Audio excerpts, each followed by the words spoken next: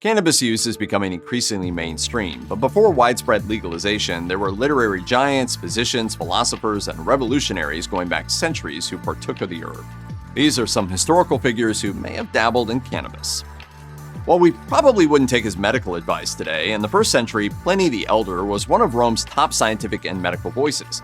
Pliny was a savant whose discoveries and writings would influence scientists for generations. His best-known work was the 37-volume Natural History, which deals with the world's physical, geological, zoological, botanical, and medicinal history. In particular, books 10 to 32 detail Pliny's thoughts on contemporary medical literature and the use of drugs, and it's here that we find references to cannabis and marijuana. He refers to a type of cannabis drink or tea that's helpful for things like pain reduction and gout. And in Book 24, Pliny refers to the Gelotophilis plant that, when mixed with myrrh and wine, causes laughter and visions. Roman red, a whole field of wacky weeders. The translation for Gelotophilis is laughing leaves, and is thought by some to mean hashish, a form of marijuana derived from the plant's resin.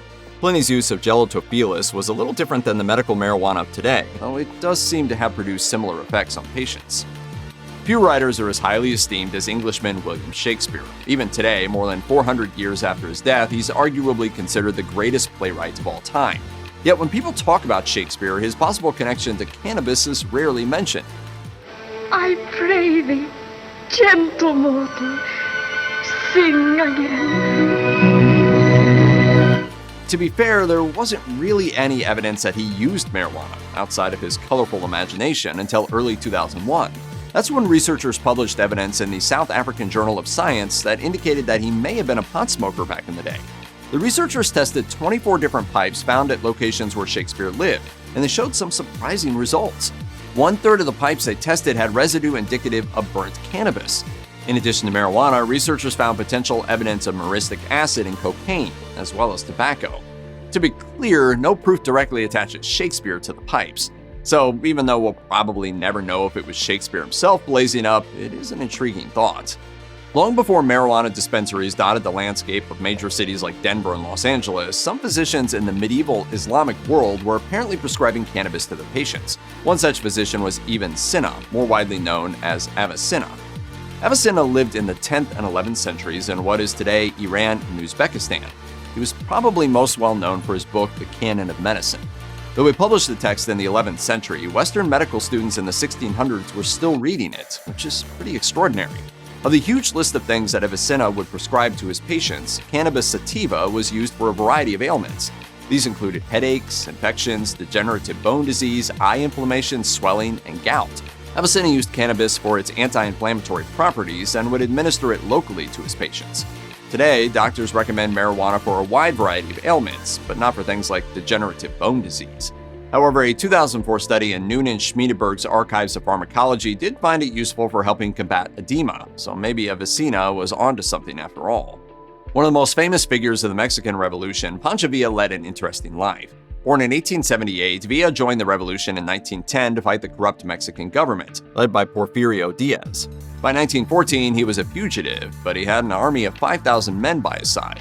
Following the Second Battle at Tarion in March, where they defeated the government, Villa's exploits with marijuana were lionized in a song called La Cucaracha. According to High Times, the chorus of La Cucaracha is translated as, the cockroach, can no longer walk because he hasn't marijuana to smoke. Villa is the cockroach who needs marijuana so he can fight while under the influence, which was supposedly something he and his army did with frightening regularity. In addition to Spaniards and Mexicans, there were many Yankee natives in Villa's army. Many of the Yankees are said to have smoked marijuana before going into battle, using its psychoactive properties to make them more formidable and dangerous. Villa's other troops may have also smoked too, in addition to drinking psychedelic whiskey and mezcal. It's somewhat terrifying to think of a THC-fueled army running wild, but luckily Villa has been dead for 100 years. His name isn't very well known today, especially in the West, but Hua Tuo was an important physician and surgeon who lived in ancient China during the 2nd and 3rd centuries. While we don't think of our ancient ancestors doing complex medical procedures, the first surgeries actually date back as far as 8,500 years ago. Nowadays, when someone gets major surgery, they're often put to sleep with a powerful anesthetic. However, back in Hua Tuo's day, the process was a little more difficult, and his preparation involved an anesthetic he referred to as malfeasance. We don't know exactly what Hua Tuo put in his malfeasance cocktail, but some speculate it could have been a combination of cannabis resin and wine. or cannabis and the datura plant. The author of The Count of Monte Cristo and The Three Musketeers, Alexandre Dumas père, was quite the marijuana connoisseur back in the day. The French author lived from 1802 to 1870 and was a major force in the French Romantic literary movement. As it turns out, from 1844 to 1849, Dumas was part of the mysterious French Club de Hashishan, or the Hashish Club. Other great French writers of the day, like Victor Hugo, Charles Baudelaire, and Théophile Gautier, were also part of the group. They smoked in a hotel on the left bank of the Seine River. The Gothic building had gargoyles. While at the house, members dressed in Arab garb and drank coffee infused with hashish they called dawamesk. Maybe I'm high or something, man. Or maybe you're in the present. The leader of the group, Dr. Jacques-Joseph Moreau, had been smoking hash since the 1830s when he visited the Middle East and brought the drug back home with him to France. Though Dumas never wrote about his personal experiences with hashish, his book The Count of Monte Cristo mentions the use of dawamesk during the scene with Sinbad the sailor, and he published it just as he joined the hash club, coincidentally or not. Few women in history are as famous as Queen Victoria, who had an entire era named after her. Yet while the Victorian era is thought of as prudish and excessively modest, marijuana use may have been an important part of the Queen's life. There's no direct evidence that Victoria ever actually smoked pot, though there is a ton of circumstantial evidence that leaves the possibility very open. Much of the speculation comes from a letter her physician, J. Russell Reynolds, wrote in 1890. The letter was quoted in an article published in The Lancet, titled Therapeutical Uses and Toxic Effects of Cannabis Indica.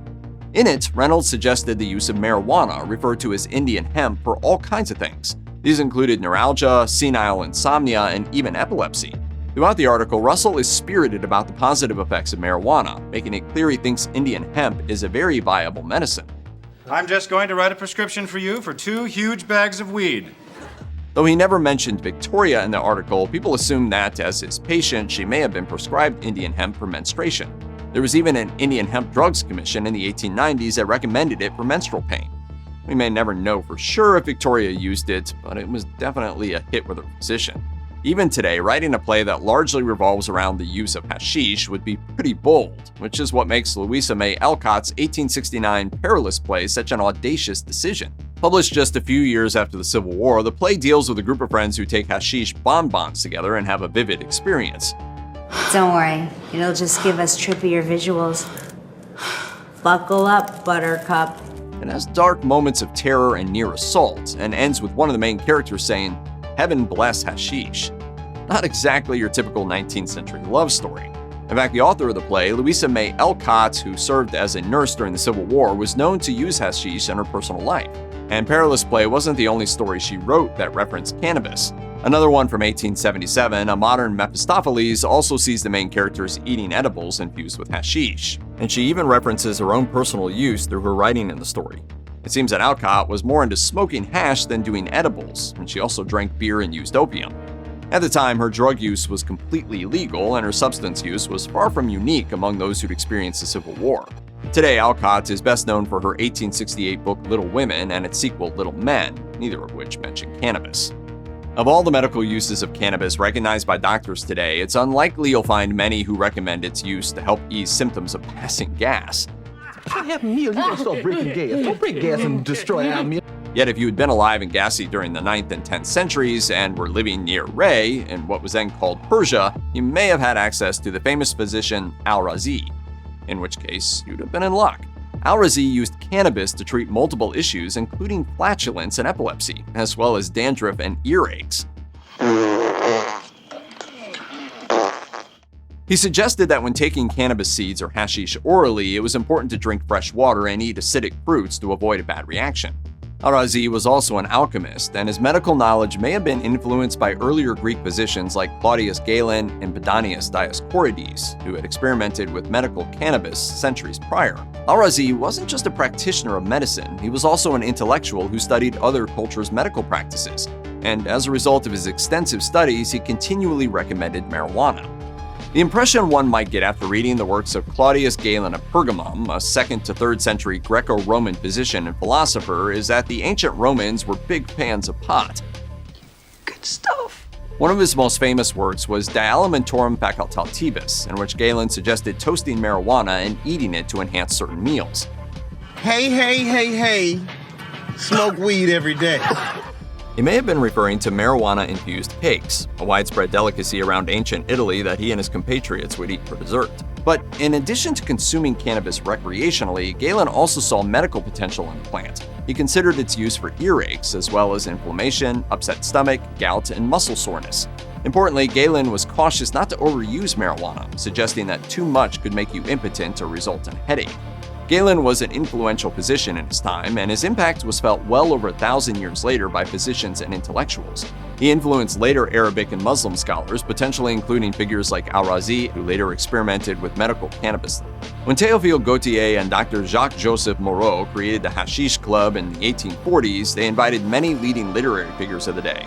In addition to Alexandre Dumas, Gautier and Moreau also brought along Charles Baudelaire, another famous French poet. Ironically, even though Baudelaire may have written most prominently about the use of hashish and was known to occasionally indulge, he wasn't a frequent user. Baudelaire claimed to have an analytical interest in wine, hashish, and opium as elasticators of the imagination. Baudelaire was a member of the Hash Club as an observer rather than a user of hashish, but he was known to have tried it at least a few times, and he may have previously used it when he contracted an STD as a young law student. But by middle age, he reportedly found hashish to be socially isolating and preferred wine. After a while, they would start behaving very erratically and very hilariously, and then they would fall into stupor. Nonetheless, Baudelaire wrote the book Le Paradis Artificiel, or Artificial Paradise, which included the poem of Hashish. In the poem, Baudelaire describes how some people feel under the influence, both the negative and positive, and gives a brief history of hash, as well as its use by various cultures throughout the world. Even though he may not have been a heavy cannabis user, Baudelaire provided some valuable and interesting insight into its use during the 19th century. Pedanius Dioscorides was an ancient Greco-Roman physician and pharmacologist who referred to cannabis as a cure for several ailments. Born in the year 8040 and passing away at the age of 50, Dioscorides wrote about hundreds of medical plants, including the cannabis plant. His contemporaries included Pliny the Elder, another proponent of the medical use of cannabis. Dioscorides' seminal work is De Matera Medica, which translates to On Medical Matters, and that's where his references to marijuana are largely contained. Dioscorides suggested the use of cannabis for inflammation, earaches, and dubiously as a form of birth control. Do not try that at home, kids. Do not try that at home. For inflammation, Dioscorides suggested taking the roots of the cannabis plant and boiling it in water to form a curative medicinal concoction. But considering the massive numbers of plants Dioscorides writes about, cannabis wasn't too high on his list. Oscar Wilde was a 19th century poet and novelist originally from Ireland. A highly educated man who went to several prestigious colleges in the United Kingdom, his poetry was well received by the late 1800s.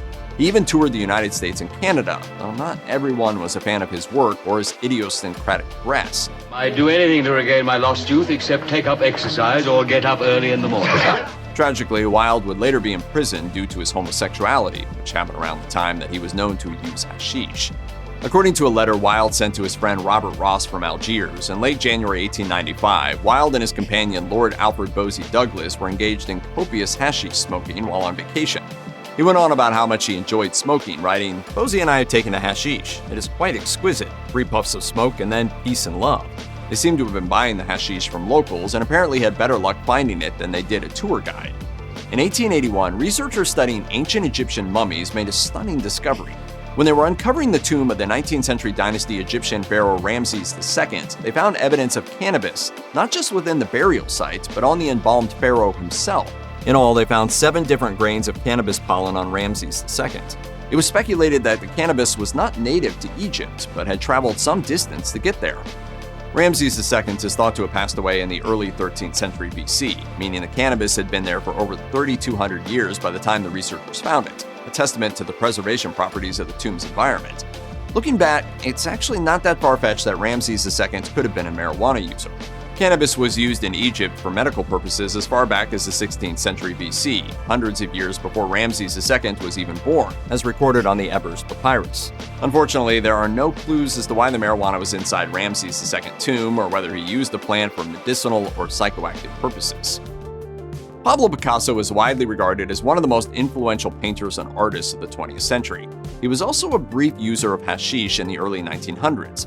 Picasso was born in Malaga, Spain in 1881, and by the 1890s he was already making a name for himself as a painting prodigy in Madrid. At the turn of the century, Picasso made his way to Paris, which was followed by his blue, rose, and analytical cubism periods. It was during the latter that he is said to have used hashish. In Patrick O'Brien's Picasso, a biography, he claims that Picasso would ingest hashish pills with friends, though it was largely experimental on Picasso's part. Unfortunately for the artist, it seems as though his experience with the hashish pills was overall negative and he didn't want to keep using them. In addition, he found that one of his friends had died by suicide, potentially as a result of mixing hashish pills with other drugs, which really turned him off to the idea of further use. Following his brief flirtation with cannabis, Picasso went on to have his most successful artistic period, including his major contributions to the Surrealist movement. Though most people have likely never heard his name, anyone in favor of the use of medical cannabis ought to be familiar with Sir William Brooke O'Shaughnessy. O'Shaughnessy was an Irish surgeon who began testing the use of cannabis as early as 1838 on sailors employed by the East India Company. By 1839, he was ready to present his findings, and his paper on the preparations of Indian hemp or ganja, published in the British and Foreign Medical Review, immediately made waves, and by 1900 had inspired at least 100 other publications also alluding to the use of medicinal marijuana. In the paper, O'Shaughnessy somewhat erroneously claimed that the use of medical cannabis in Western Europe was unknown, but pointed to its widespread use in Arabia and Persia. He remarked on several different methods for ingesting the cannabis, including mixing it with water to drink, smoking, and even creating tinctures with resin. He suggested the possibility of using marijuana to combat cholera and thought it might even work for tetanus. O'Shaughnessy's work, while primitive, laid the foundation for the future of medical marijuana study in the West. He was one of the few doctors of his time to be experimenting with cannabis as a medicine, and without O'Shaughnessy, the state of medical cannabis in the West may have taken a different direction.